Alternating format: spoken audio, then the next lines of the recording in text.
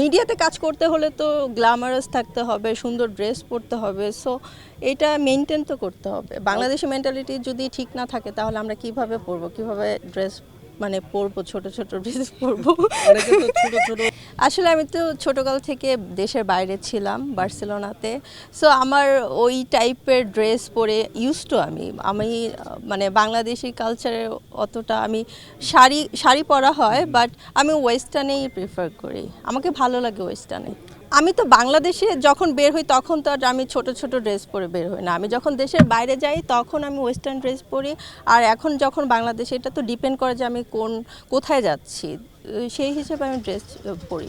Follow করি কিন্তু ইন্ডিয়াতে যদি ওয়েস্টার্ন কোনো ড্রেস পরে, মানে বলিউডের নায়িকারা,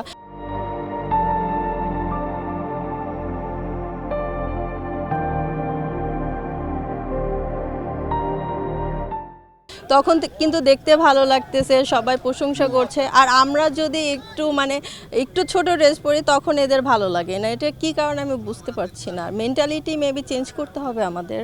কারণ আমরা মিডিয়াতে কাজ করতে হলে তো গ্ল্যামারাস থাকতে হবে, সুন্দর ড্রেস পরতে হবে। সো এটা মেনটেন তো করতে হবে। বাংলাদেশি মেন্টালিটি যদি ঠিক না থাকে তাহলে আমরা কিভাবে পরবো, কিভাবে ড্রেস পরবো, ছোট ছোট ড্রেস পরবো।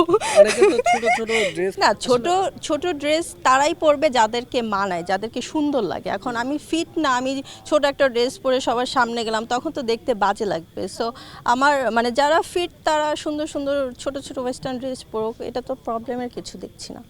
এটা তো ভালো লাগে, কোথাও গেলে যদি সবাই আমার দিকেই তাকিয়ে থাকে তখন তো ভালো লাগে।